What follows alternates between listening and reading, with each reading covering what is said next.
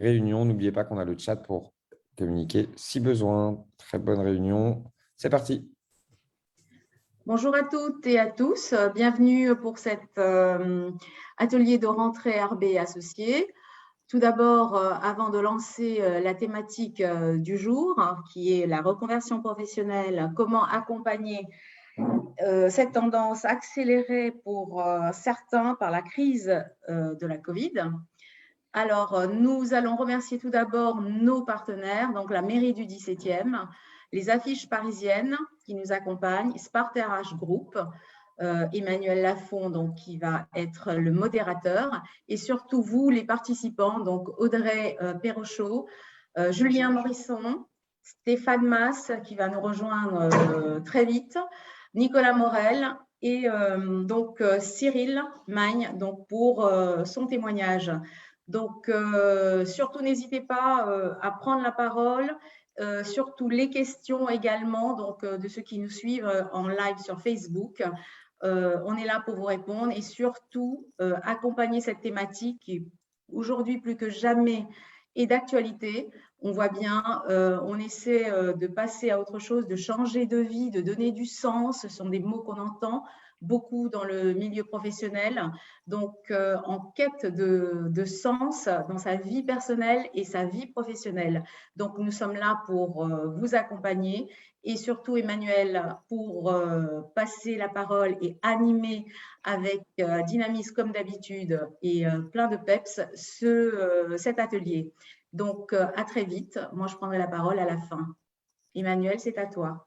Merci beaucoup, Rosie. Bonjour à toutes, bonjour à tous. Je suis Emmanuel Lafont, donc c'est moi qui vais avoir le plaisir d'animer cette table ronde sur un sujet qui est celui de la reconversion professionnelle. Donc, pour parler de ce sujet ensemble, j'ai le plaisir d'accueillir donc en premier Audrey Perrochot, qui est directrice du développement des compétences sur le territoire à la Direction générale de Pôle emploi. Bonjour Audrey. Bonjour, ravie d'être avec vous ce matin pour ce sujet majeur et passionnant. Merci beaucoup. J'ai le plaisir de recevoir aussi Nicolas Morel, qui est président d'une société qui s'appelle Monkey Tie, que tu nous feras le plaisir de présenter un petit peu plus tard. Bonjour Nicolas. Bonjour, bonjour. Ravi d'être avec vous. Super, merci. J'ai également le plaisir d'accueillir Julien Morisson, qui est cofondateur d'une agence d'influence B2B. Il nous expliquera un petit peu et son parcours et justement la présentation de son agence et pourquoi est-ce qu'il en est arrivé là. Bonjour Julien. Bonjour. Et puis Stéphane Masse, qui est directeur d'un OPCO de Transition Pro Île-de-France, qui va nous rejoindre dans quelques minutes, si ce n'est déjà le cas. Tu es avec nous Stéphane encore ou pas ? Pas encore, bah, c'est pas grave, puisque il nous rejoint, il était là, rassurez-vous, il a juste un petit problème de modem. Donc, la reconversion professionnelle, vaste sujet et comment dire, tu l'as bien introduit tout à l'heure, Rosie, justement parce que tu as parlé de la crise de la Covid ou du Covid, je ne sais plus ce qu'on dit. C'est vrai que ces confinements successifs nous ont amenés à beaucoup de réflexions sur le devenir, sur comment on allait faire et où est-ce qu'on allait finalement évoluer. Aujourd'hui, on nous parle de boom économique, on nous parle de remontée Ah, on me dit que j'ai oublié Cyril Magne. Oui, excuse-moi Cyril, je ne t'ai pas présenté. Bonjour Cyril. Bonjour, bonjour à tous. Excuse-moi, j'ai sauté la ligne. Mais bien entendu, non, tu fais partie, bien entendu, tu as participé parce que ton parcours est encore plus intéressant. Tu vas nous raconter aussi qu'est-ce qui fait que tu as opté non seulement pour une évolution professionnelle en termes d'aventure professionnelle, mais également en termes de collaboration. C'est-à-dire que tu es passé du salariat au côté obscur de la force et ça, tu nous en parleras. Et donc, justement, pour revenir sur le sujet de la Covid, c'est vrai que les confinements nous ont amenés à réfléchir sur notre avenir, sur notre évolution. Aujourd'hui, on se rend compte de manière macroéconomique qu'on a des secteurs qui peinent à recruter. Pourquoi ? Parce que les collaborateurs et les salariés se sont dit, non, moi, j'ai justement envie de découvrir autre chose, j'ai justement envie de vivre autre chose. Et donc, ça ouvre la porte à la reconversion professionnelle. On va voir aussi que le marché évolue, il y a peut-être des choses pour s'adapter, mais déjà, en premier lieu, On va parler de quelque chose qu'on appelle la reconversion, mais qu'est-ce que c'est que la reconversion? Est-ce que c'est quelqu'un qui se lève le matin ou qui, au sortir d'un confinement, a envie d'évoluer, ou est-ce que c'est quelqu'un qui se dit, mais non, moi j'ai envie, je subis, et il va falloir que je trouve une solution, tout simplement pour continuer à gagner ma vie. Par conséquent, pour parler de cela, moi j'ai envie de commencer par Audrey, qui est DG de Pôle emploi. Est-ce qu'aujourd'hui, à Pôle emploi, on se rend compte que de plus en plus de gens arrivent en situation de recherche d'emploi et disent, mais je vais en profiter pour changer, ou est-ce que ce taux est toujours le même? Audrey? Bonjour, oui, rebonjour. Écoutez, oui, en effet, on voit ces deux mouvements, c'est-à-dire à la fois des personnes qui, en effet, sont dans une transition professionnelle et prennent l'opportunité pour changer, donc disent, voilà, j'ai fait ça tel comme métier, tel secteur, et je veux bouger. Et donc, on reviendra tout à l'heure sur les outils qu'on peut mobiliser pour les accompagner. Et puis, un certain nombre d'autres qui sont dans des secteurs qui ont bougé fortement avec la crise du Covid, que ce soit à un moment donné dans l'hôtellerie-restauration, à tous les niveaux d'emploi, vous voyez le sujet de tension sur un certain nombre d'enseignes qui peut se passer, d'autres secteurs qui sont en plein boom, et globalement une période assez en ébullition, parce qu'à la fois, vous le disiez, les individus se sont posés plein de questions, les entreprises aussi, et puis il y a la reprise qui est très forte et simultanée. Donc il y a aussi beaucoup d'opportunités. Donc comme vous le disiez, à la fois des personnes qui viennent et qui savent ce qu'elles veulent faire, où il faut les aider, mais elles ont un point de vue très précis, d'autres qui du coup n'avaient pas prévu qu'il faille réfléchir finalement à leur orientation. Et notre enjeu avec les partenaires ici présents, c'est de les accompagner pour qu'elles soient acteurs de leur transformation pour que ça fonctionne pour elles. D'accord. Merci Audrey. Alors justement, c'est important ce que tu viens de dire, parce que d'un côté, tu parles de cette volonté de bouger, d'un autre côté, de l'évolution du marché, et ensuite du fait que les gens se retrouvent sur le carreau, passez mon expression, ils se disent, bah ouais, mais moi j'aimerais bien finalement en profiter pour bouger. Euh, Julien, toi qui as évolué dans différents métiers, est-ce que justement tu peux nous dire ton approche de cette problématique ou de la définition même de ce que c'est que la reconversion? Oui, alors c'est vrai que la reconversion, c'est un sujet qui fait un peu la une des médias et on le voit apparaître aussi bien sur des chaînes de télé que sur des médias grand public, qu'aussi sur les réseaux sociaux. Donc c'est un peu la tendance du moment. On dit qu'il y a à peu près 60% de personnes qui souhaitent se reconvertir. La reconversion, elle est effectivement née, comme ça vient d'être dit par Audrey à l'instant, notamment de la pandémie. Des gens qui se sont dit, mais finalement, je veux travailler à distance parce que je veux me repositionner sur une gestion différente de ma vie personnelle, de ma vie professionnelle, et donc de mon métier ne me convient plus tel qu'il était fait jusqu'à présent. Donc il y a eu toute une partie de gens qui ont souhaité travailler différemment, une autre partie qui souhaite être davantage avec mes valeurs. On s'est aperçu aussi qu'on appelle notamment les bullshit jobs qui avaient été développés par David Graeber, et mon rôle a-t-il un sens dans la société? Et est-ce que je souhaite continuer 10, 15 ou 20 ans?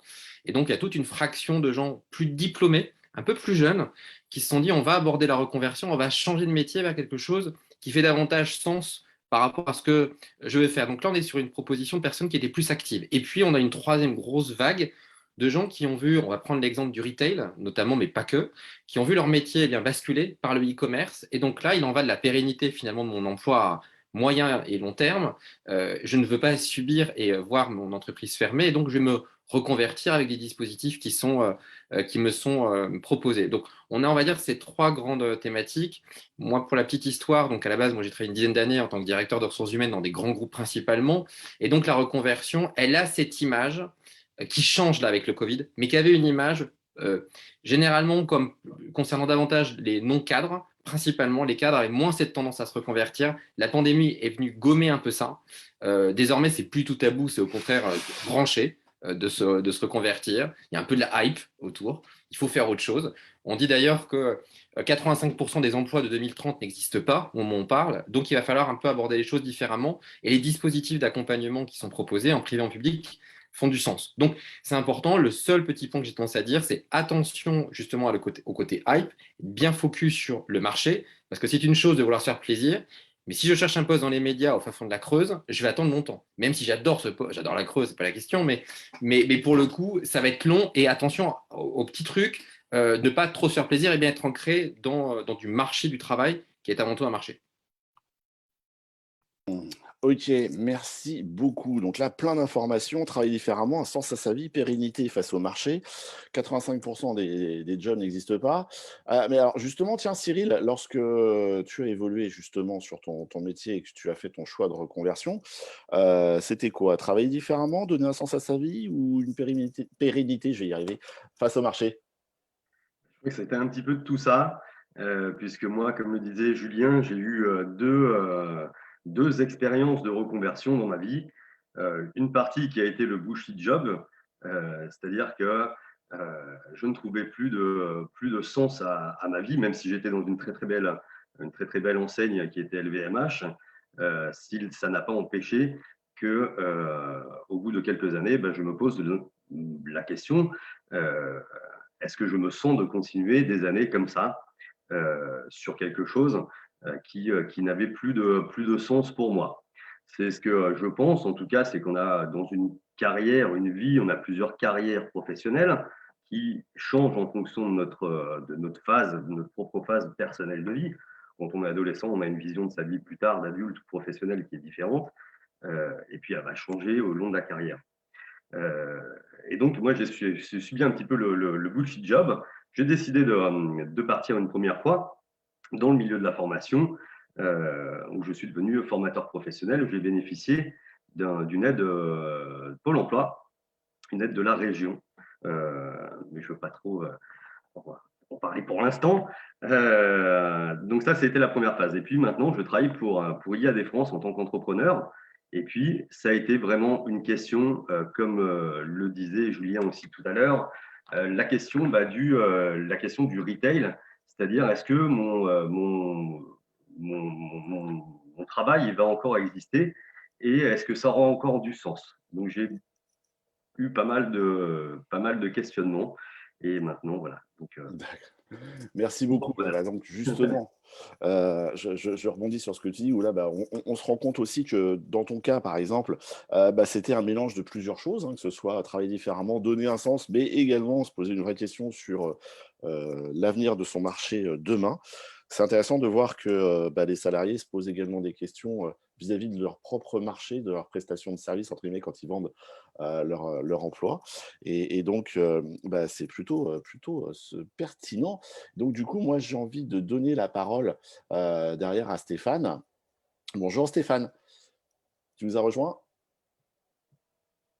Bonjour Emmanuel, est-ce qu'on m'entend? Très Oui, bien, à peu près. parfaitement. Ouais, on t'entend très bien. Parce que j'ai des problèmes numériques, donc je tiens à rassurer les internautes.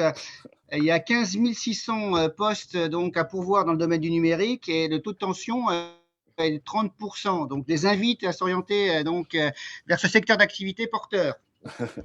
Ben justement, comment est-ce qu'on fait? Aujourd'hui, je suis mécanicien auto ou directeur administratif et financier. Je me dis que finalement, ce serait peut-être bien que j'évolue. Est-ce que c'est toi, au travers de ton OPCO ou de ton accompagnement, puisque tu es à la tête de Transition Pro Île-de-France, donc je pense que là, tu vas pouvoir nous parler des personnes que vous accompagnez.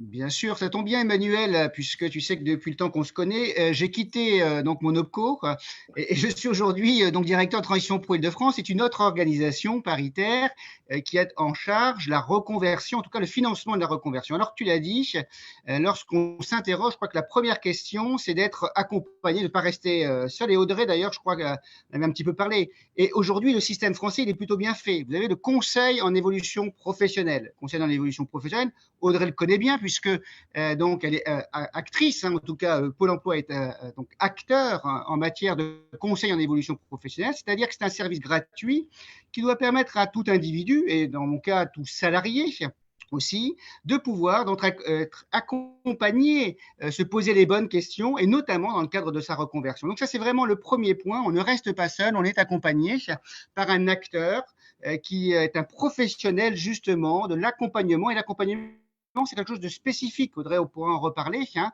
La posture d'accompagnant, c'est important, c'est-à-dire que ça vise à l'autonomie aussi de l'individu, et ça, c'est primordial. Parce que vous allez voir que la loi qui est la nôtre, qui a posé les fondamentaux de la formation professionnelle, c'est vraiment la notion d'autonomie de l'individu. Alors, lorsqu'on a fait son point, avec son conseil en évolution professionnelle, alors on va pouvoir s'orienter vers le bon dispositif. Et notamment dans les bons dispositifs, tu as ce qu'on appelle le projet de transition professionnelle que nous portons, que nous finançons. Un élément de précision, l'État a mis 500 millions d'euros pour accompagner justement ces reconversions des salariés. On a rajouté 100 supplémentaires dans le cadre du plan de relance, on pourra en parler, vers ces fameux métiers porteurs, France Relance, les métiers porteurs, l'avenir de la France, comment on construit une économie d'avenir. Et puis vient se rajouter un autre dispositif qui s'appelle les transitions collectives. On a rajouté 100 millions, enfin non pas 100 millions, mais 500 millions supplémentaires et 100 millions en Île-de-France. Donc vous voyez que là, il y a bien aujourd'hui en matière d'investissement financier de l'État une volonté d'accompagner ces transformations que Julien a évoquées notamment, ça veut dire cette transformation de l'économie avec ces notions de mobilité et de passerelle. Je m'en arrêterai là, il y a plein de dispositifs, mais tu me poseras certainement des questions. Parce que tu m'as dit qu'il fallait résumer en 3 minutes. Donc je suis le cadre tu as fixé. Ouais, mais du coup, on apprend quand même que ça va faire, si je compte bien, 500, 500, 100 et 100, ça fait quand même 1,2 milliard d'euros pour la reconversion professionnelle en France. C'est ça ? Oui, tout à fait. Pour la reconversion professionnelle, donc il y a une volonté d'accompagner ces transformations sur le marché du travail. On voit bien que les transformations, et Julien l'a très bien dit, vont très très vite. Le Covid n'a été qu'un accélérateur de processus déjà existants. On le voit bien avec l'impact notamment du numérique. Et Julien l'a bien répété, on sait que 50% des métiers donc potentiellement vont être profondément transformés, qu'on va avoir une disparition de 10% des métiers. Alors, on s'en fout, c'est des grands chiffres, peut-être qu'ils ne sont pas réels, mais c'est des grands principes, d'accord ? Et on voit bien aussi que 85% des métiers d'avenir ne sont pas encore découverts d'ici 2030. Voilà. Donc, ce bouleversement de notre économie a amené donc très profondément donc à ancrer des stratégies d'accompagnement justement de ces reconversions, notamment par rapport aux publics les plus fragiles aussi, qui sont les premiers malheureusement de cordée ou les premiers sur le front, qui pourraient être touchés par ces reconversions. Et donc il faut anticiper, prendre en main son destin, et c'est le cas notamment grâce au projet de transition professionnelle, mais toujours, même s'il y a une autonomie, avec des logiques quand même de priorité. Et tu l'as évoqué tout à l'heure, et j'en terminerai là, les priorités, c'est les fameux métiers porteurs. On va vers des métiers porteurs, c'est ça aussi. L'État, il investit aussi dans une logique de ce type. Et nous, on a défini en Île-de-France 88 métiers porteurs, donc qui vont justement être reconversion réussie avec succès. D'accord. Merci beaucoup, Stéphane. Donc, Nicolas, et on n'est que tous les deux, la personne écoute, on est bien d'accord avec juste nos 2 millions d'auditeurs et tous les intervenants, mais ils sont gentils, mais nous, on est des anciens recruteurs, on sait de quoi on parle, quoi, tu vois ce que je veux dire, on a quand même un marché en face qui a des vieux réflexes, pas top, tu sais, on ne veut pas prendre de risques quand on recrute, on aimerait comprendre ce qu'on veut. On a des vieux réflexes qui disent, bah oui, mais si le garçon il a fait ça toute sa vie, pourquoi est-ce qu'il serait bon dans ce nouveau domaine ? Est-ce qu'aujourd'hui, il y a des vraies réflexions, il y a des vrais éléments qui permettent de comprendre non seulement la reconversion, mais également quels sont les atouts que la personne peut mettre en avant, c'est-à-dire capitaliser un petit peu, si tu veux, sur ses expériences précédentes et vers quoi il veut aller ? Dis-moi, toi, à Monkey Tail. Alors, je ne sais pas si je suis un vieux crabe du recrutement. Le fait est que le recruteur, tu t'es mis dans la peau d'un recruteur qui se pose des questions, est-ce que la personne est capable de changer, etc. Parfois, il n'a pas le choix. Il y a des métiers en tension, des métiers où on ne trouve pas les gens, voilà, et donc il est bien obligé, dans bien des cas, de faire avec. Stéphane, votre micro est ouvert, si vous pouviez le fermer, ce serait super. Et donc voilà, il fait aussi avec l'état du marché. Alors ensuite, sur ces sujets de reconversion, effectivement, la crise du Covid, je ne sais pas si elle a accéléré, en tout cas, elle a aussi été un révélateur. Et on voit, nous, beaucoup dans nos statistiques, de gens pour qui ça a été une occasion de remise en question personnelle de leur situation. Et on a parlé de sens. Beaucoup cherchent effectivement à être alignés entre ce qu'ils font et ce qu'ils sont au plus profond d'eux-mêmes. Et c'est pas facile. C'est pas facile de faire ce travail d'analyse. Hein. Et effectivement, les conseils en évolution professionnelle, les coachs, etc., peuvent être et sont souvent des supports pour l'aboutissement de cette réflexion. Et puis, il y a et c'est notre métier à nous, il y a des outils, il y a des logiciels qui sont des supports, le logiciel ne fait pas tout, mais qui sont des supports à l'analyse de ce que nous, on appelle la dynamique comportementale d'un individu et qui lui permet de mieux comprendre qui il est, quels sont ses moteurs de motivation, quels sont son mode de fonctionnement, quel est son mode de fonctionnement en équipe, quelle est sa capacité d'adaptation et quels sont ses irritants également. Le concept d'irritant est très important parce qu'il y a des métiers, alors des irritants légers, puis des irritants avec lesquels plus lourds, avec lesquels vous avez du mal à transiger. Hein. Il y a peut-être des choses qui vous exaspèrent et dans tout métier, on peut, vous pouvez rencontrer certains de ces irritants, pas partout. Donc c'est important de savoir si par exemple la solitude est un irritant important pour vous, eh bien vous retrouvez consultant indépendant dans le métier que vous connaissez, c'est pas impossible, mais du coup, il va falloir mettre en place des dispositifs qui vont vous permettre de, par exemple, hein, j'ai pris un exemple là, de rompre avec cette solitude ou de la contourner. Voilà, donc nous, ce qu'on propose à nos clients qui sont ces conseils en évolution professionnelle, des boîtes de RH, c'est des outils, et Pôle emploi d'ailleurs les utilise aussi parfois, des outils d'aide à l'analyse de ce qu'est l'individu au plus profond de lui-même en termes de personnalité, de valeur et de soft skills. Alors justement, je reviens sur ce sujet, c'est que tu es en train de me parler de faire le point sur soi-même, etc. Ça veut dire que ça peut évoluer?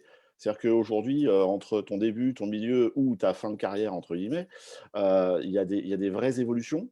C'est-à-dire que tes irritants peuvent changer, ou tes centres d'intérêt, ou ta façon de voir la vie, passe par l'expression.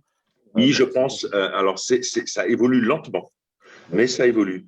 On n'est pas le même à 57 ans qu'à 25. Ce qui m'exaspérait plus jeune, aujourd'hui, avec un peu de distance, j'ai appris à le supporter tout à fait convenablement, même s'il y a encore 2-3 petites choses qui m'exaspèrent dans la vie. Donc, du coup, ces irritants qui étaient très forts plus jeunes le sont beaucoup moins aujourd'hui. Je pense que on a pu tous vivre ce genre de choses. Par exemple, ce qui est important de savoir, c'est que effectivement, on a cette dynamique comportementale, ces soft skills, elles ne s'expriment pas de manière fixe. Elles s'expriment aussi en fonction de l'environnement dans lequel vous êtes. Vous n'avez pas forcément le même comportement quand vous allez dîner chez vos beaux-parents que quand vous allez retrouver vos vieux copains autour d'un match de foot. Et pourtant, c'est le même homme ou la même femme qui est là et qui a les mêmes fondamentaux, mais qui n'a pas la même dynamique comportementale, le même fonctionnement dans cette petite équipe autour de la table. D'accord, merci beaucoup. Petite dédicace à tous ceux qui vont dîner chez leurs beaux-parents ce soir et qui auront vu la vidéo. Dites-moi, alors je comprends bien tout ce que vous me dites, hein, donc ok, on veut travailler différemment, donner un sens, pérennité face au marché, on se rend compte qu'on a besoin d'être accompagné, que c'est normal d'avoir envie d'évoluer. On a des témoignages aussi qui nous disent, moi voilà pourquoi j'avais envie de capitaliser sur telle ou telle valeur que j'avais envie de mettre en avant. Bon, c'est pas le tout, on prend notre décision, c'est ça y est, demain, je fais autre chose, mais si on faisait un petit peu un état des lieux des aides et puis aussi des best practices et des méthodes à suivre. Donc, pour faire un petit point sur les aides, moi, j'ai envie de parler en premier de Pôle emploi. Donc, on va revenir voir Audrey sur ce sujet avant de passer par transition, puis ensuite d'avoir les témoignages de ceux qui ont bougé, si vous voulez bien. On fait comme ça. Audrey, c'est quoi l'état des lieux? C'est quoi les méthodes et les aides, s'il te plaît? Alors oui, peut-être juste avant, parce que c'est en lien avec les aides, redire vraiment ce qui est important, ce qui a été dit avant et ce que disait Nicolas Morel à l'instant. En fait, les choses bougent, on n'est pas fixe. Et donc, quand on se reconvertit, qu'on soit plus ou moins acteur au départ, entre guillemets, peu importe, l'important, c'est d'être dans une dynamique. Et en fait, on est dans une dynamique, on peut l'être, le cerveau bouge tout le temps, notre représentation de la vie bouge. Et donc, on peut se former aussi à tout âge.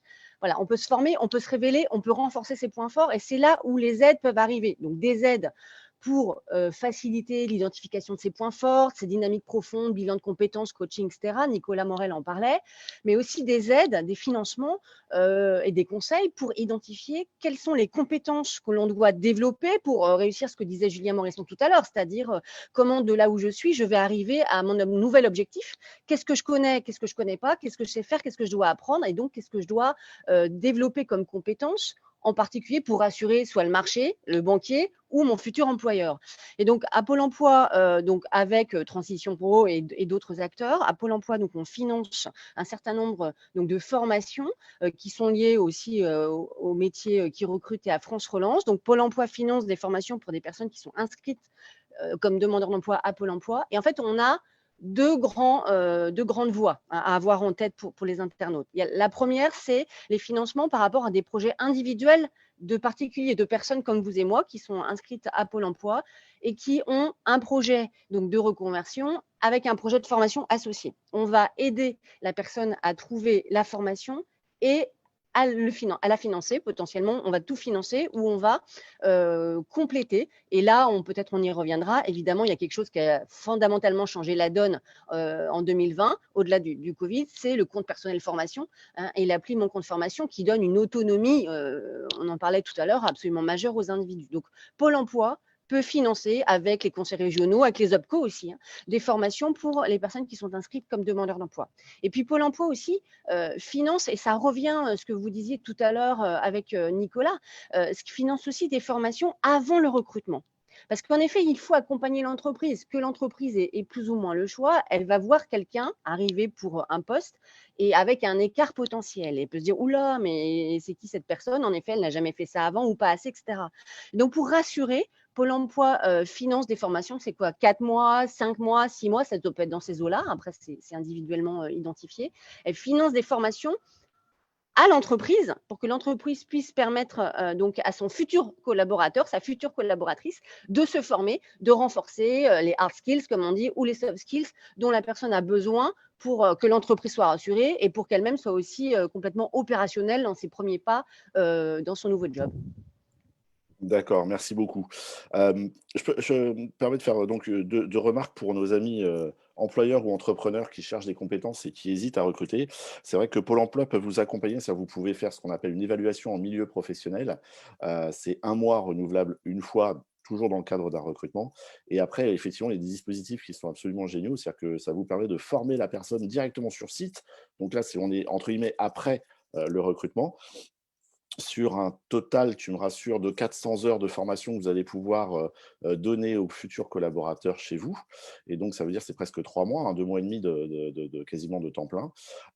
Et non seulement pendant ce temps-là, c'est Pôle emploi qui intervient auprès du collaborateur, mais c'est également une rémunération vis-à-vis de l'employeur pour l'aider à financer cette formation. Et ça, c'est absolument génial. Mais je ne sais pas vous, mais Si moi, tu me permets juste 2 oui, mots pour bien sûr. les petits mots magiques, en fait, voilà, pour que les employeurs, les entrepreneurs aient les mots. Donc, en effet, les aides, donc c'est l'aide à la formation préalable au recrutement, l'AFPR, le mot magique, ou la préparation opérationnelle à l'emploi individuel, la POI. Mais des futurs candidats à des postes peuvent aussi en parler à leur futur employeur. Et ce qui est important, pardon, je me permets, c'est que la ministre a commencé à en parler. Et donc, on est en plein dans cette période-là. Et là, il va avoir des fonds de l'État importants pour justement booster, augmenter le nombre d'aides à la formation avant recrutement qui sont financées. Ouais, super. Et donc, bien sûr, quand ils sont comme ça, je crois qu'il y a la CSG, la CRDS qui ne sont plus calculées sur les indemnités du collaborateur pour qu'il y ait un intérêt financier aussi pour la personne au chômage de tester ses futurs métiers. Mais alors, là-dessus, Stéphane, on a parlé donc du point de vue de Pôle emploi et toi, au travers de Transition Pro Île-de-France, c'est quoi les aides? C'est quoi les méthodes? Parce que tu nous as fait rêver avec 1,2 milliard d'euros. Si je peux en récupérer 1 ou 2, ce n'est pas un problème, mais en termes de méthode maintenant, une fois que j'ai mes 1,2 million d'euros que tu m'auras généreusement versé, comment est-ce que je fais? Alors, il y a plusieurs choses dans ce que tu évoques. Et je veux quand même rebondir sur donc les propos d'Audrey. Il y a déjà le premier dispositif, c'est le CPF. C'est quand même le dispositif qui est un dispositif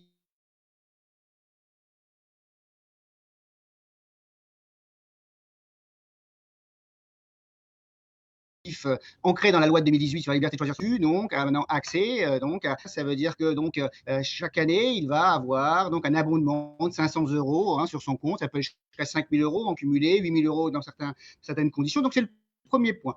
Et il a accès comme il le souhaite. Ça veut dire que si demain, avec une application donc de la Caisse des dépôts et consignations, il décide d'engager une forme d'intérêt, et il est là, parce qu'on parle d'autonomie. Mais il faut aller plus loin que l'autonomie. Il y a la notion de co-construction. Et on voit comment on peut se réunir, peut se rassembler. Cette notion d'autonomie, mon intérêt, moi, salarié, qu'est-ce que je veux faire, hein, ce que je souhaite faire, c'est l'aspiration qu'on a évoquée. Ce que je souhaite faire, et l'intérêt peut donc mettre de l'argent en plus en disant, mais moi, mes priorités sont celles-ci, et si tu mobilises ton compte personnel de formation, eh bien, que ce que tu as sur ton compte. Ça, c'est le premier point. Donc, compte personnel, formation, Caisse des dépôts et consignations. Projet que tout individu salarié a la possibilité d'accéder justement à cette reconversion via le projet de transition professionnelle. C'est prise en charge de la rémunération, prise en charge des coûts pédagogiques, c'est-à-dire à peu près en moyenne 30 à 35 000 € aujourd'hui. C'est à peu près la prise en charge des projets de transition professionnelle. Je vais voir mon employeur. Je lui dis, écoute, voilà, je veux faire une reconversion, je demande un congé individuel, donc pour pouvoir, un congé de formation, et puis j'enclenche mon dossier en lien avec le CEP pour pouvoir justement bénéficier de ce projet de transition professionnelle. Puis il y a plein d'autres dispositifs. Projet démissionnaire, tiens Emmanuel, on parlait justement de l'aspiration du sens, Nicolas nous en parlait tout à l'heure, je veux donner un sens à ma vie.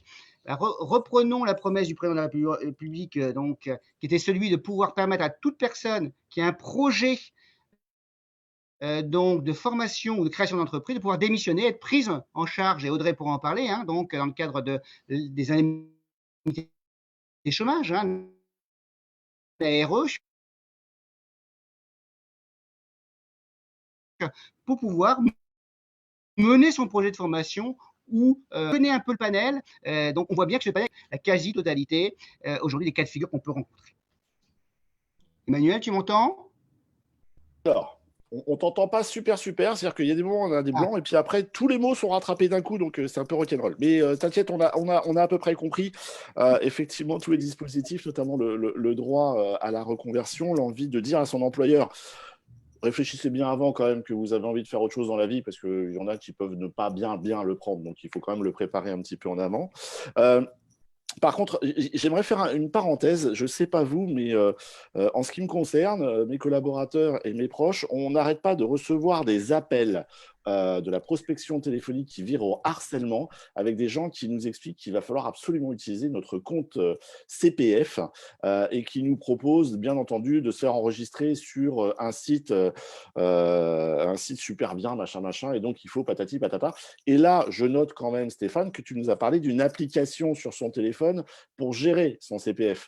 Donc, on est bien d'accord que tous les gens qui n'arrêtent pas de nous appeler non-stop à ce propos, c'est de l'arnaque. Oui, il y a une grande arnaque donc, qui est connue. Donc, on évite bien évidemment de répondre à cela. Donc, on a donc la Caisse des dépôts et consignations, mon compte, donc, comme l'a dit Audrey, information. Donc, et on va regarder son CPF et ses droits et pouvoir donc ainsi accéder donc à une offre de formation qui est financée dans le cadre du CPF. Tu m'entends bien là? C'est bon? Très bien, c'est nickel.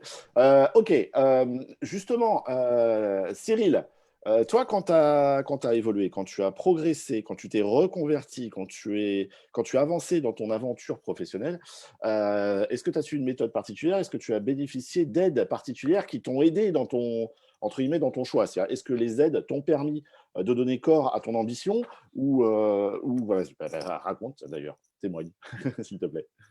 Oui, effectivement, j'ai bénéficié d'une aide lorsque j'ai décidé comment dire, moi j'étais surtout en quête de sens dans mon travail. Et donc en quittant la belle aventure LVMH, j'ai bénéficié d'une aide de la région pour me reconvertir en tant que formateur professionnel et m'aider une formation longue de 9 mois qui a été intégralement financé par la région. Ça a été d'un vrai confort puisque je préservais mes allocations chômage et en même temps, je montais en compétences et puis j'allais évoluer sur le domaine qui m'intéressait fortement. Cette aide, je n'aurais peut-être pas pu financer ce projet-là de mes propres fonds. Ce confort est plus qu'appréciable. Un autre confort aussi, ça a été l'oreille de Pôle emploi sur ce projet-là. C'est une aide humaine qui est tendue quand on a un projet, et ça, on n'est pas seul. Merci Pôle emploi de toutes ces petites oreilles qui ont bien compris le sujet. Et puis même maintenant, je bénéficie encore d'une aide, même si je suis auto-entrepreneur pour le réseau IAD France, un réseau de mandataires. J'ai encore une aide qui est l'ACRE. L'ACRE à 11%, puisque j'ai lancé mon entreprise. Et ça me permet bien sûr de lancer de façon plus pérenne dans le temps mon entreprise. Tu peux nous expliquer ce que c'est que l'ACRE à 11%, s'il te plaît? L'ACRE, en fait, c'est en tant qu'entrepreneur, on doit payer des URSSAF, un petit peu comme tout le monde, et c'est une diminution du coût des URSSAF. Voilà. C'est le plus bas plafond qu'on peut toucher, je crois, pendant 1 an après le lancement de son activité. C'est-à-dire que grâce à une aide de l'État, en fait, on paye moins d'URSSAF, c'est ça? D'URSSAF, oui, c'est ça, exactement. D'accord. C'est une aide qu'on doit demander. Alors, c'est un petit peu loin maintenant, mais qu'on doit demander, je crois, aux URSSAF directement. Et puis, on le bénéficie et c'est top. Ah bah, écoute, voilà. Super. N'hésitez pas à nous poser. Juste finir sur ça, sur les aides, moi, je crois beaucoup en la personne qui souhaite se reconvertir et puis subit la reconversion. On est son propre acteur de sa reconversion. Je crois qu'on doit bien sûr s'auto-former d'un côté, en tout cas, et s'entourer aussi de personnes qui nous aident à ce succès dans la reconversion. Développer son réseau, aller où on se sent bien. Et ça, c'est vraiment pour moi, en tout cas, c'est l'essentiel. D'accord. Ça, tu viens de soulever une question qu'on va revenir dessus. Mais alors, Julien, toi qui as eu un passé de DRH et qui s'est lancé après dans la reconversion, est-ce que tu as le sentiment de ne pas être passé du bon côté de la force? C'est-à-dire quand même le DRH, on est d'accord que quelqu'un qui est en reconversion, on va quand même essayer de voir s'il n'y a pas une progression, une logique dans son parcours avant de l'intégrer, et où on y va, on fonce. Et toi, du coup, quand tu t'es lancé, ce qui t'a motivé et comment tu as capitalisé, s'il te plaît? Alors, juste pour faire la petite transition, je trouve que la conversation, elle est très franco-française, parce qu'on vient d'avoir il y a 5 minutes. On parle beaucoup de reconversion par les aides.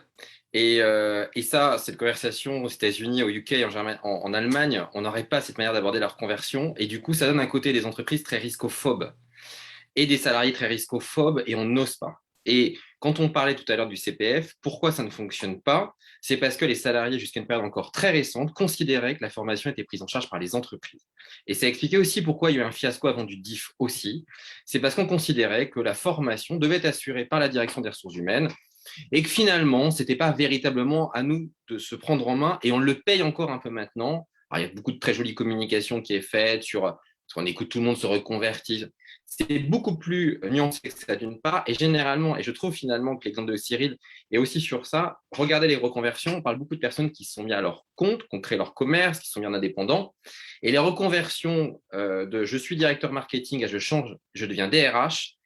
Désolé de revenir un peu sur terre, mais ça arrive très, très, très, très peu. Ça arrive très, très, très peu parce que l'entreprise elle-même est devenue riscophobe.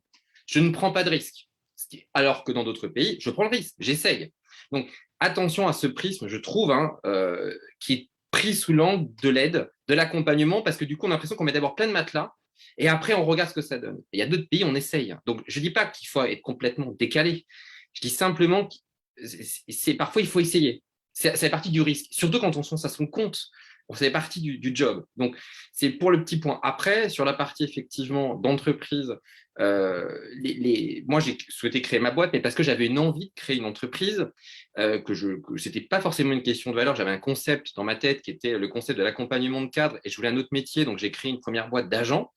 Mais justement, et ça va faire la transition. Il y a un premier step qui est la reconversion, et je dirais qu'on est plutôt bien accompagné sur la partie dispositif financier et dispositif d'accompagnement de coach de certification de bilan. Mais il y a la deuxième partie qui est comment je le mets en place. Et là, c'est navré de le dire, je vais revenir un peu sur terre, il y a des gros lendemains qui déchantent. Puisque sur un bilan de compétences pendant 2 mois, 3 mois, 4 mois, ça en France, il y a les CPF, il y a les, voilà, effectivement, escroc, pas escroc, mais il y a des dispositifs d'accompagnement qui se mettent sur ça. Ça, c'est bon, et j'en ai des tonnes. Et après, on a, OK, et comment je fais maintenant pour mettre en place? Et alors là, tout le monde part parce qu'en fait, c'est pas si simple que ça. Une fois qu'on a fait l'enquête métier, mais ça suffit pas en réalité. Nous, typiquement, pourquoi on a décidé de mettre en place il n'y a pas longtemps le métier de chasseur de job? Parce qu'à un moment donné, une fois que je vous ai donné un bouquin et que je vous ai dit maintenant, vous étiez directeur marketing, mais finalement, vous êtes responsable de communication. Si vous connaissez personne dans la communication, et je vous paye des cacahuètes, vous allez ramer pour trouver un poste dans la com.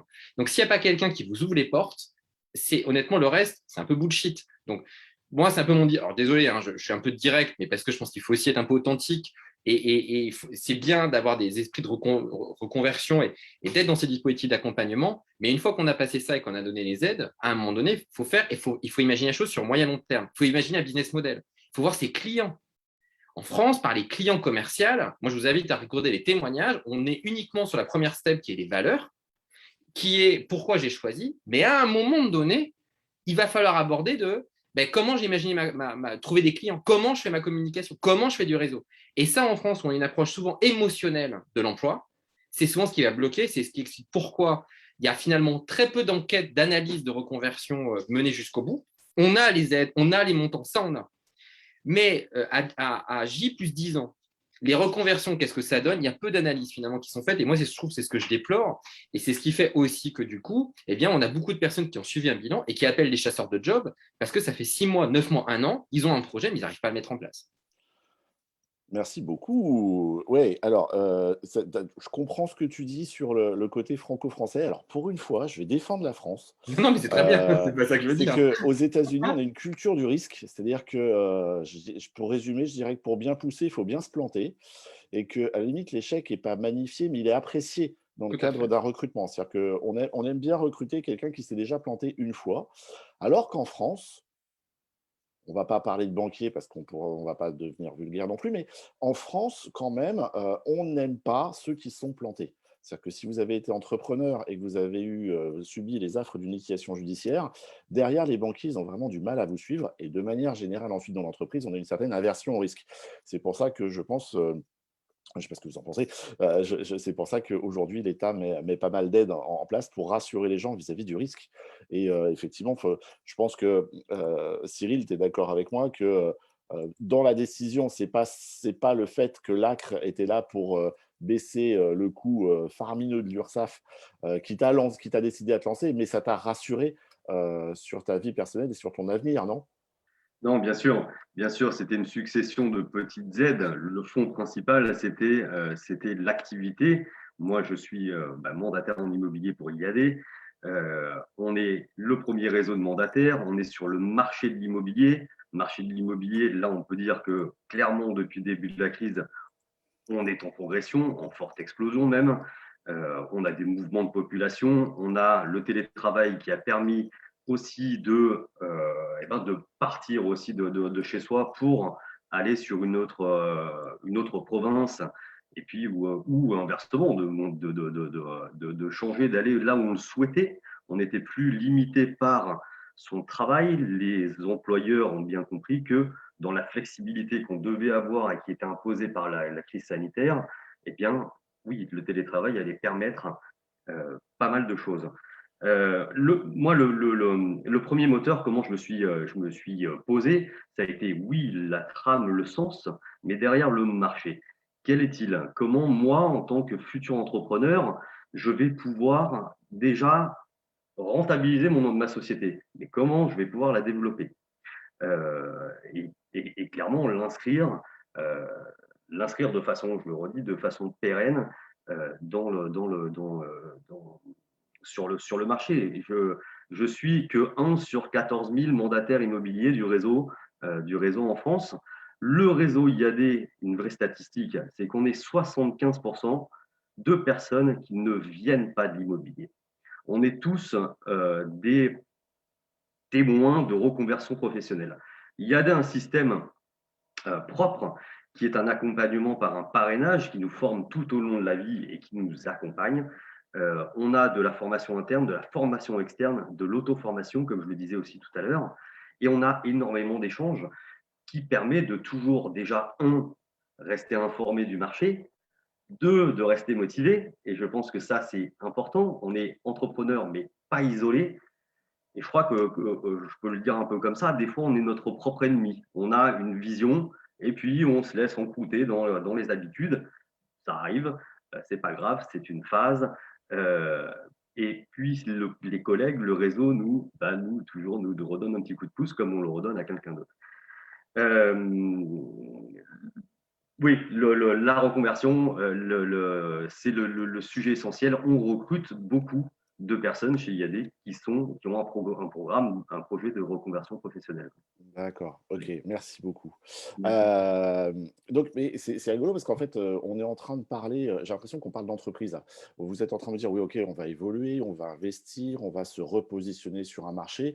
Et derrière, on a besoin de nouveaux métiers et notamment celui de chasseur de job. Alors, on connaît les chasseurs d'appart, on connaissait, parce que ça passe à la télé, on connaît pas, mais chasseur de job, c'est tout nouveau, Julien? Exactement. Alors, on passe pas encore à la télé, on adorerait, mais c'est encore un peu tôt du coup. Mais avis à un chroniqueur qui pourrait nous, nous entendre ici.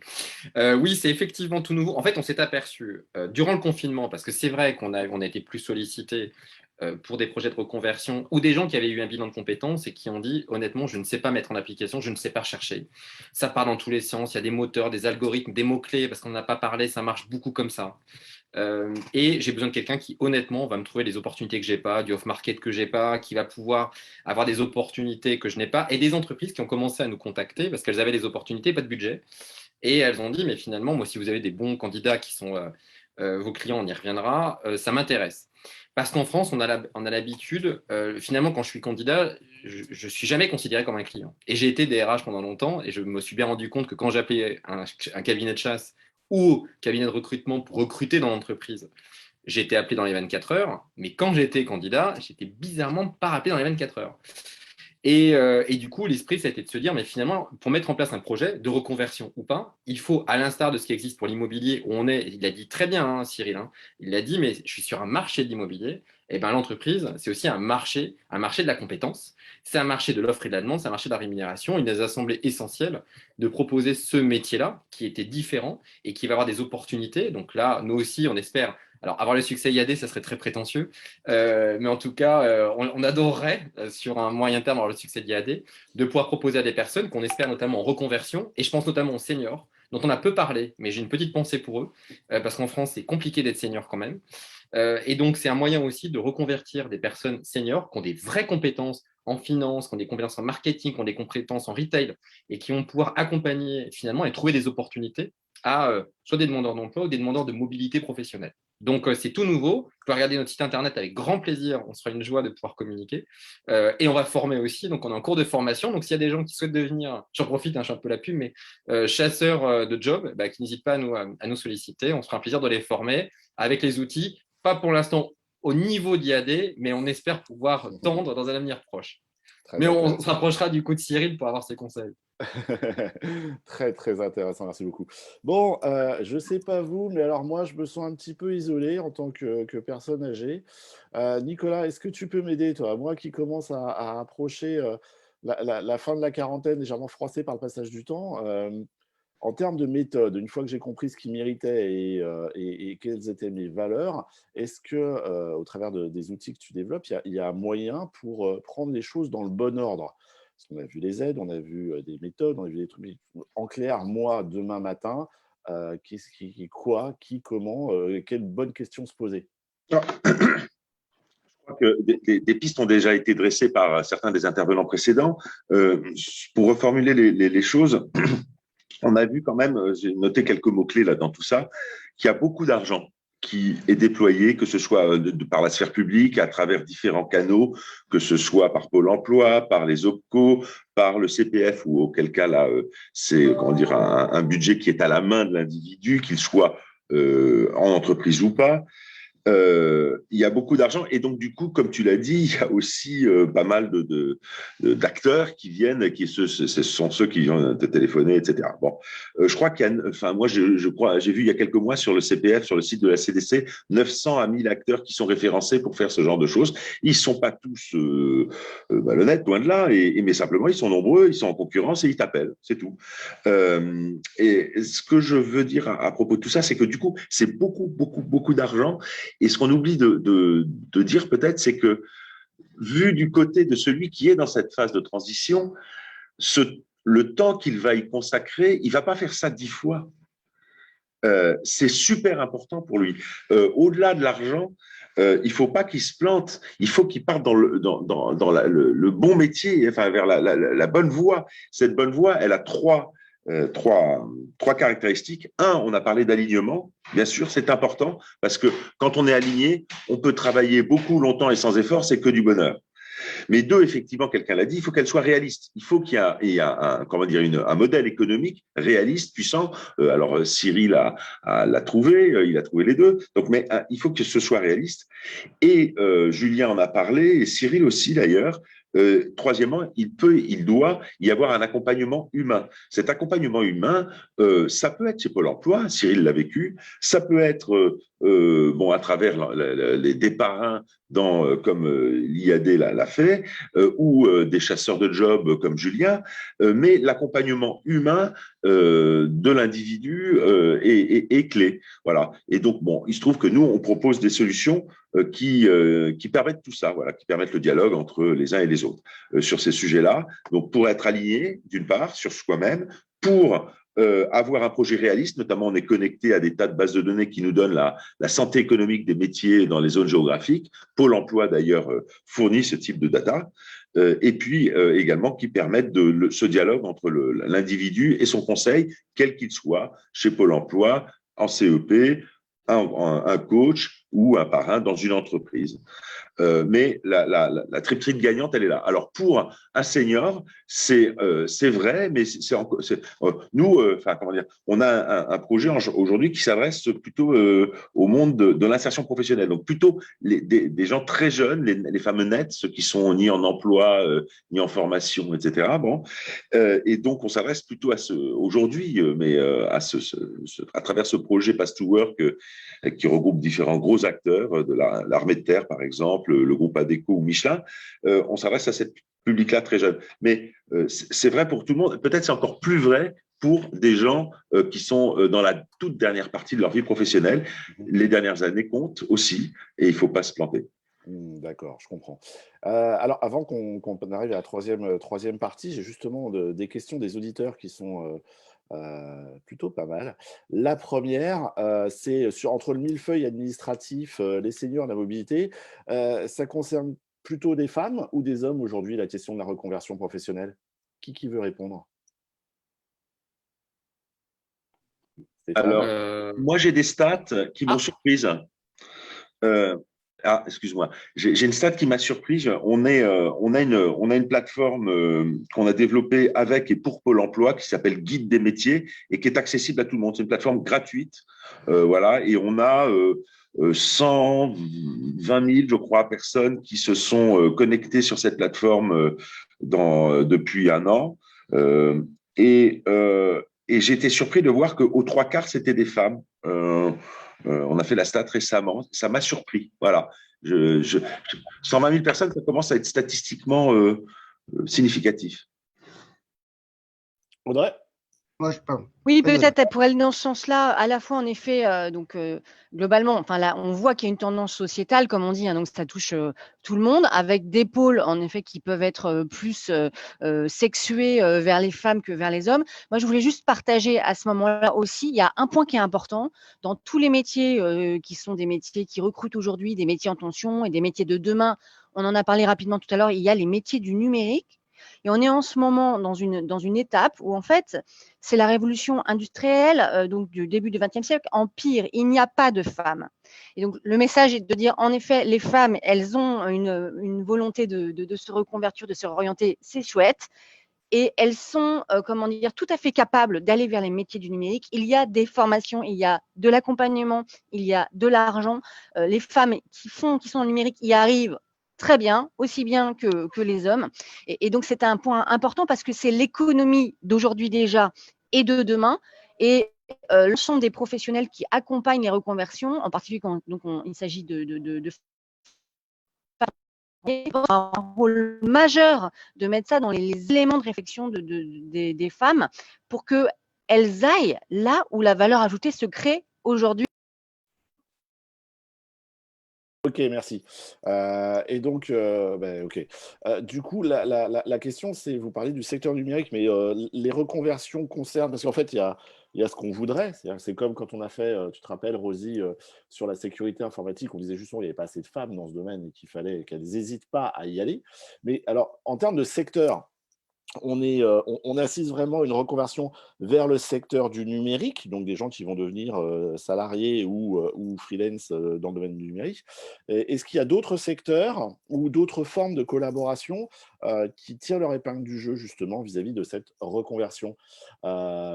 Stéphane? Et deux, trois points pour répondre à ta question. La première question, comme Nicolas parlait de points irritants, je vais quand même revenir sur un point irritant et proposer quand même une inflexion à l'analyse qu'a pu faire Julien sur le système français qu'il considère comme franco-français. C'est un système qui est un système européen et heureusement, et notamment les pays du Nord sont très engagés sur ce qu'on appelle la flexi-sécurité. Nous, ce qu'on appelle depuis la loi de 71, quand même, il faut revenir sur ce point-là, c'est hyper important, sur la sécurisation des parcours et heureusement qu'il y a un système d'accompagnement et notamment financier de la sécurisation des parcours. Je tiens à le rappeler. On est là entre gens bien pensants, donc avec un certain niveau de qualification, mais il faut quand même savoir que on a une population, notamment, on parlait des NEETs, mais aussi des Infra 3, qui est quand même la première potentiellement touchée par ces vagues successives donc de reconversion potentielle liées à une transformation du marché du travail et de l'économie. Et je tiens à dire quand même de manière extrêmement peut-être un peu véhémente, mais que le système quand même, qui est un système donc français, permet justement d'accompagner ces changements et d'éviter la case chômage, qui est souvent une case compliquée après, notamment par rapport à ces publics, vous m'entendez toujours, notamment par rapport à ces publics qui sont les principaux quand même potentiellement sacrifiés si le système ne les accompagne pas par rapport aux transformations. Je reviens sur un dernier point que tu as évoqué. Oui, bien sûr. Tu m'entends toujours? Oui, très bien. C'est bon? Parfait. Allez, génial. Je reviens sur un dernier point. Il y a en effet, et il faut éviter de fonctionner de manière macro. D'accord? Il y a des secteurs qui recrutent par rapport à la transformation. Le numérique en fait partie. Mais l'intérêt, c'est quoi? C'est d'aller jusqu'au bassin d'emploi. Et c'est selon les régions, selon les territoires, qu'il faut analyser la situation. Pourquoi? Parce que vous savez comme moi que l'un des choix, lorsqu'on fait un choix, l'un des critères de choix, c'est quoi? Lorsqu'on veut se reconvertir, c'est la proximité par rapport à son lieu d'habitation. Et ça se fait souvent au niveau des bassins d'emploi. Et nous avons défini une liste de 88 métiers en Île-de-France, justement, qui sont prioritaires parce que, justement, en Île-de-France, on sait que c'est là où ça recrute. Ça veut dire 88 métiers où il y a plus de 1000 offres d'emploi et avec un taux de tension de 25%. Et il faut aller jusqu'à cette maille-là et éviter d'avoir, je dirais, une dimension trop macro et trop globale. D'accord. Ok, j'ai bien compris. Bon, donc, pour résumer un petit peu toutes vos interventions aux uns et aux autres, en clair, il faut se poser les bonnes questions. Il y a des aides, il y a des méthodes, il y a des interlocuteurs, il y a des dispositifs pour vous accompagner. Là, tu viens de soulever un sujet qui dit que peut-être que l'évolution professionnelle ou la reconversion professionnelle peut aussi passer par une reconversion géographique. Je pense que ceux qui ont été confinés dans un appartement de 35 mètres carrés à Paris ont bien compris l'intérêt de cette reconversion géographique. Maintenant, justement, on parle de l'évolution du marché et là, j'ai envie de tous vous faire témoigner les uns derrière les autres.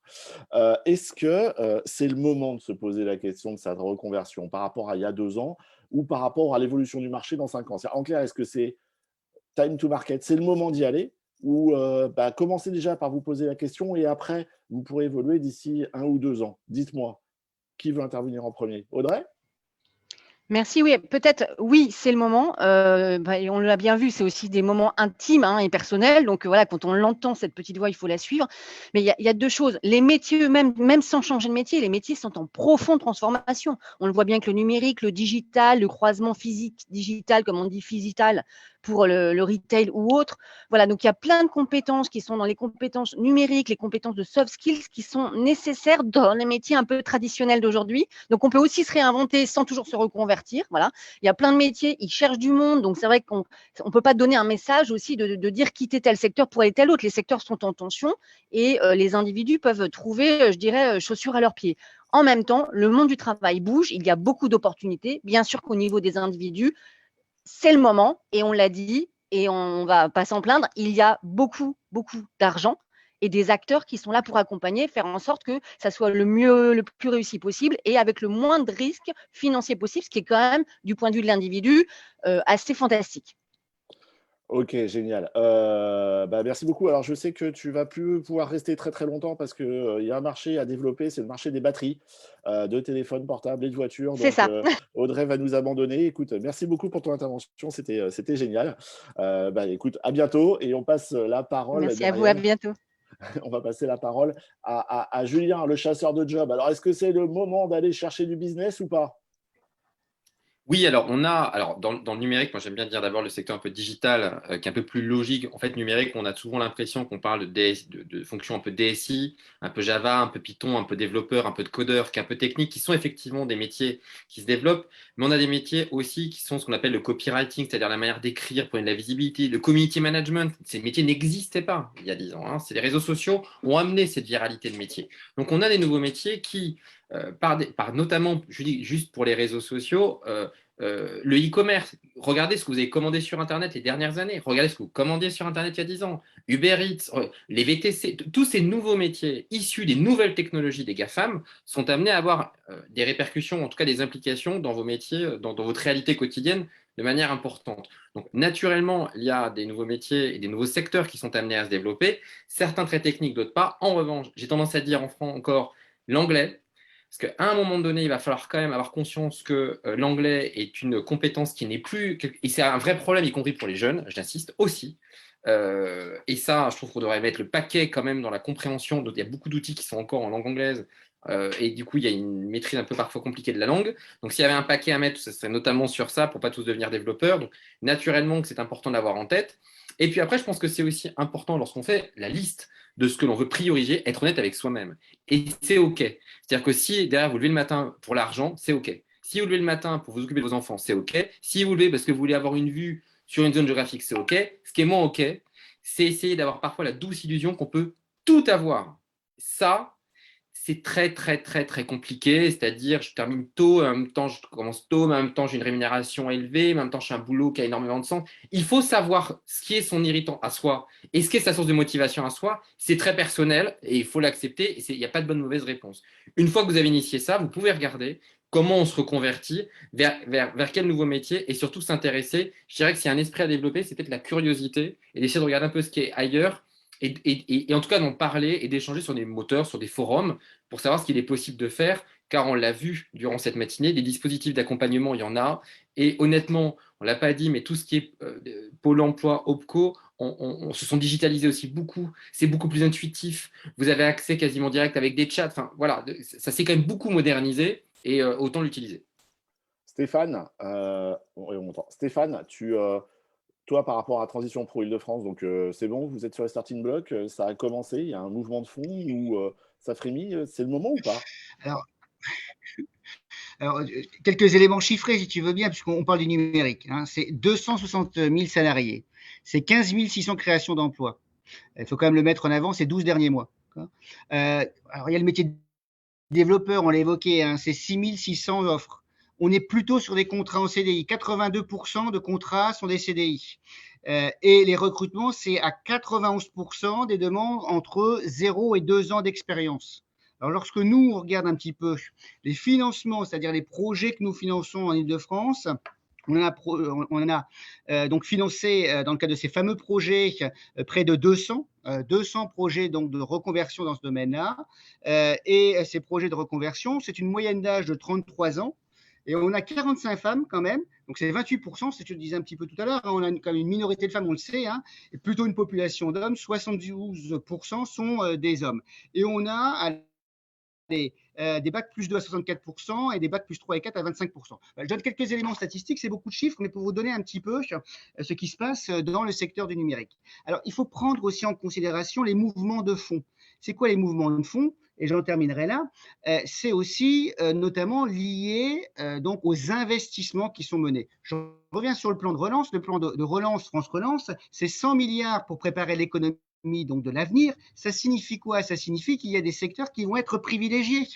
Quand on parle de l'écologie, par exemple, quand on parle en effet donc de l'industriel, hein, on souhaite réindustrialiser la France, on voit bien par exemple, ou du numérique, on voit bien que les investissements qui sont faits vont avoir un impact non négligeable sur ces filières et ainsi sur la création d'emplois. Donc il faut aussi être dans cette démarche-là donc d'anticipation pour pouvoir bien comprendre l'évolution potentielle du marché de l'emploi. Merci beaucoup, Stéphane. Cyril, allô? Ouais, Cyril, tu es là. Cyril, dis-moi, toi, par rapport à IAD, c'est le moment de se lancer en agent indépendant? Oui, alors, je ne sais pas si je peux faire une réponse oui ou non. Pour moi, en tout cas, c'est ce que je recommande fortement. Tant qu'on n'a pas cette reconversion qui va être imposée par la perte de son emploi et qu'on se retrouve dans l'urgence de faire quelque chose, comment j'aborde plus les choses, c'est d'aller à la quête de son pourquoi je veux me reconvertir, pourquoi je veux faire ça. Une fois qu'on l'a trouvé, oui, comme le disait tout à l'heure Stéphane, il est bien plus facile de se dépasser, de travailler différemment, plus, moins, en tout cas, de se faire plaisir. Moi, j'aimerais avoir un petit regard optimiste un peu aussi sur tout ça. C'est qu'une crise, par définition, c'est un état, c'est un moment entre deux états, entre deux périodes. Que ce soit une crise sanitaire, une crise économique ou une crise personnelle, entre guillemets, en ayant trouvé son pourquoi, on passe à un autre état. Et puis, c'était Chateaubriand qui disait que la crise, les périodes de crise amenaient les hommes à redoubler de vie. Je pense qu'on sera vraiment sur quelque chose comme ça. On est dans cette période-là où on redouble d'efforts, on redouble d'attention, on se recentre sur ses proches, on se concentre sur son travail pour le préserver. Oui, il y a des choses qui vont évoluer. Il faut être conscient que, comme on disait tout à l'heure, 80% des métiers n'existent pas encore à l'horizon, d'ici l'horizon 2030. Plein de choses, une ébullition. Voilà, je ne sais pas répondre à ça, mais en tout cas, IAD recrute toujours. C'est super. Non, c'est parfait, merci beaucoup. Et donc, du coup, Nicolas, c'est le moment, selon toi, de se lancer ou... Alors moi, je crois que Audrey l'a dit, il y a deux axes dans la décision. Il y a l'axe personnel, la petite musique. Est-ce que ça y est, je sais que j'ai envie de changer, ça fait un petit moment que j'y pense, voire des mois, des années peut-être. Est-ce que c'est le moment pour moi? Voilà, bon. Parfois, il y a un petit coup de pouce du destin qui peut paraître une mauvaise nouvelle. J'ai pas la promotion, ou alors même mon employeur me met dans un coin, ou que sais-je, ou voire même voilà, je quitte mon entreprise contraint. Voilà, c'est peut-être le petit coup de pouce du destin. Donc une dimension personnelle, j'en ai envie. Et deux, est-ce que c'est le moment au regard du marché d'une façon générale, le marché de l'emploi ou du secteur économique que je veux explorer? Je crois que de ces deux axes, le plus important, c'est la petite musique personnelle.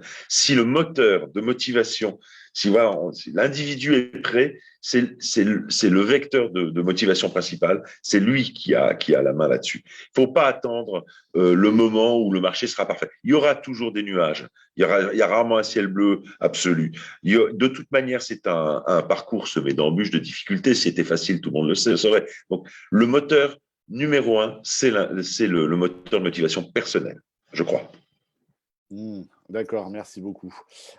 Donc, si je résume un petit peu tout ce qu'on s'est dit avant de te repasser la parole, Rosie, et du coup qu'on fasse le point aussi sur les questions. Si je comprends bien, c'est normal à un moment ou à un autre de sa vie ou à plusieurs moments dans sa vie de se poser des questions, puisqu'on ne fait pas un seul métier dans sa carrière. Dieu merci, aujourd'hui, on peut évoluer et en faire plusieurs. Si je comprends bien, donc on peut avoir envie de travailler différemment. On n'a pas beaucoup parlé de ça. Est-ce que les gens restent plutôt dans l'entrepreneuriat, enfin dans le salariat, ou au contraire basculent dans l'entrepreneuriat?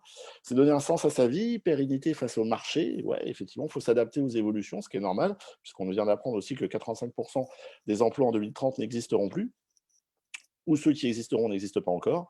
Et derrière, du coup, il y a plein d'aides, il y a plein de choses qui peuvent justement nous rassurer sur la démarche à aborder. Mais je crois que là-dessus, vous m'en donnerez tous quitus. L'essentiel, c'est d'anticiper ce qu'on a envie de faire, de le préparer pour le vivre pleinement, et comme dirait ma directrice marketing et associée, le vivre en pleine conscience pour vraiment vivre cette aventure et cette évolution comme une réussite et comme une transformation vers un avenir que l'on vous souhaite à toutes et à tous meilleur. Voilà, je remercie, avant de repasser la parole à Rosie sur les éventuelles questions, je tenais vraiment à remercier tous nos intervenants, parce que là, franchement, on a vu une Dream Team, que ce soit Stéphane Mas, donc directeur de Transition Pro Île-de-France, Cyril Magne, agent immobilier indépendant chez IAD, Julien Morisson, donc cofondateur d'une agence d'influence B2B, mais également, on l'a bien compris, chasseur de jobs, Audrey, qu'on ne présente plus, qui est directrice de développement des compétences dans les territoires à la direction générale de Pôle emploi, et bien entendu, en parlant de compétences, Nicolas Morel, la référence au sein de Monkey Tai, qui est justement plus qu'une application aujourd'hui pour piloter ses compétences et ses critères de motivation, et donc qui intervient également avec des grands acteurs de l'emploi. Voilà, merci à tous. Écoute, Rosie, je te repasse la parole. Merci pour vos interventions. Moi, j'ai eu plusieurs questions au moment de ce live. On n'a pas parlé des seniors. Donc, il y a une personne qui nous interroge en disant les seniors, comment utiliser les compétences sur la reconversion? Déjà, le mot senior, ça fait peur. Plus associé à reconversion, doublement peur. Donc, est-ce que quelqu'un veut bien prendre la parole là-dessus pour assurer nos seniors en disant qu'il y a de la place? Stéphane, tu nous as parlé de tranches d'âge qui étaient plutôt aux alentours de 33 ans tout à l'heure avec les projets de reconversion dans le numérique. Est-ce que au sein de Transition Pro, c'est la même chose sur tous les postes? Ouais, on a 30% aujourd'hui. Alors, il faut définir la terminologie de senior. Je ne vais pas rentrer dans les détails, on n'a pas le temps.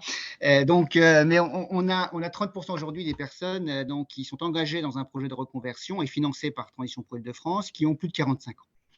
Donc, la question étant, est-ce que, comme l'a dit Nicolas, c'est une reconversion donc imposée, je dirais, par le contexte économique, ou est-ce que c'est une reconversion voulue avec la petite musique qui donc laisse à penser que la personne a souhaité, dans une seconde partie de carrière, changer de métier par rapport au sens qu'on donne à sa vie. Ce qu'on peut dire dans tous les cas, c'est que donc les seniors, de la même manière, il y a un accompagnement donc sur le plan économique qui fait que donc on a un certain nombre de dispositifs là aussi qui sont donc aujourd'hui mobilisables pour accompagner ces fameux seniors vers donc des reconversions. En tout cas, sur le principe, on peut dire que les reconversions sont associées aujourd'hui à des accompagnements qui doivent permettre là aussi donc de sécuriser les parcours.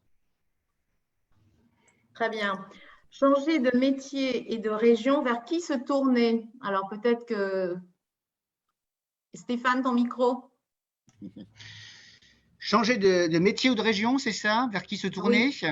Ouais. Écoute, vers qui se tourner? Vers on va dire déjà nos associations, puisque donc les associations transition professionnelle se retrouvent, ou transition pro plus particulièrement, se retrouvent dans chacune des régions. Lorsqu'on a un projet de reconversion, je pense qu'il faut s'adresser, si on est salarié, à ces structures-là, mais aussi Pôle emploi, l'APEC, qui ont la capacité de vous accompagner, en tout cas sur le plan donc de la compréhension aussi du marché de l'emploi, parce que si vous voulez changer de région, il va falloir aussi, ce qu'a dit très bien, je crois, Nicolas et Julien, bien comprendre quelles sont les problématiques d'emploi pour pouvoir aussi donc changer dans le cadre de la reconversion, peut-être aussi de métier dans une autre région.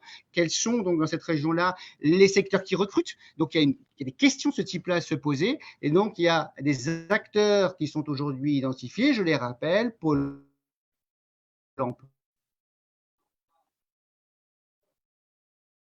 emploi, APEC, donc vous donner de l'information sur le marché du travail dans la région que vous avez ciblée.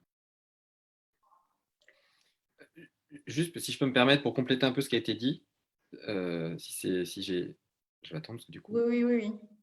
C'est aussi important d'utiliser, on en parlait tout à l'heure, les outils digitaux, c'est-à-dire que junior et senior, déjà les seniors le font un peu moins. Vous avez des profils digitaux, notamment sur LinkedIn, sur Viadeo l'utilise moins maintenant. Soignez-le, passez un peu de temps. C'est un moyen d'être détecté par des recruteurs, c'est un moyen de trouver des opportunités professionnelles. Il y a même des opportunités maintenant sur Twitter. Alors, vous allez me dire, il fait fort, mais vraiment, des personnes dans les médias trouvent des jobs sur Twitter. Alors, médias, communication, publicité, pour être sur ces secteurs-là. Et quand vous êtes plus senior, de plus en plus, vous êtes chassé sur ces mouvements-là. Donc, passez un peu de temps, de grâce. En 2021, on soigne ces profils en réseaux sociaux pour optimiser sa recherche, aussi bien avoir des opportunités professionnelles, avoir un peu de veille, mais aussi pour être détecté. C'est un peu mon combat du moment, mais c'est important de le faire. Très bien, merci. Donc, si je comprends bien, pour conclure sur cette séance de rentrée sur la reconversion, il y a vraiment le mot, l'envie, un projet personnel, la motivation personnelle, et aussi d'être bien accompagné. Donc, c'est ça, s'entourer de personnes pour pouvoir aller jusqu'au bout du projet. Il y a des métiers dans le numérique, il y a des secteurs très ouverts et qui sont en attente de personnes, si j'ai bien compris, les femmes dans le numérique. Et également le goût du risque, parce que la reconversion, c'est qu'on quitte un peu ce qu'on connaît, ce qu'on a l'habitude, notre zone de sécurité, entre guillemets. Donc, on va aller vers quelque chose qu'on ne connaît pas. Donc, il faut avoir aussi ce goût du risque, qui n'est pas forcément dans notre culture ou notre mentalité, si je reprends bien, Julien, ce que vous disiez au départ. Donc, et pour tout cela, c'est d'être bien entouré, d'être accompagné et d'avoir vraiment envie. Donc, voilà. Et bien, je pense que ça va nous ouvrir à d'autres débats, parce qu'on me dit également, il y a bien toutes ces informations qui arrivent de partout avec ces différentes associations, institutions, etc. Pourquoi ne pas faire des réunions ou des ateliers réunissant ces personnes et parler de dire tout ça aux personnes qui ont envie de se reconvertir. Donc, je ne sais pas à qui s'adresser. En tout cas, nous, en toute modestie, on a essayé de placer ce sujet et on voit que ça intéresse vraiment. Avec ou sans crise sanitaire, la vie évolue, le monde du travail évolue, donc forcément, l'humain doit évoluer donc, vers tout ça. Donc, je crois qu'on a plus qu'un boulevard devant nous sur la reconversion. En tout cas, merci à vous, merci pour ces éclairages, le dynamisme encore d'Emmanuel. On se donne rendez-vous pour le prochain atelier en figital, on va être en hybride, puisque nous allons retourner très certainement donc, en mairie, à la mairie du 17e pour l'atelier sur l'internationalisation donc des entreprises pour pouvoir s'exporter. Qu'est-ce qu'on a à faire, avec qui on se met pour pouvoir aller vers l'international. Merci à tous, très bonne journée et à bientôt. Merci beaucoup. Bonne journée à tous. Au revoir. À bientôt. Bonne journée. Au revoir. Au revoir.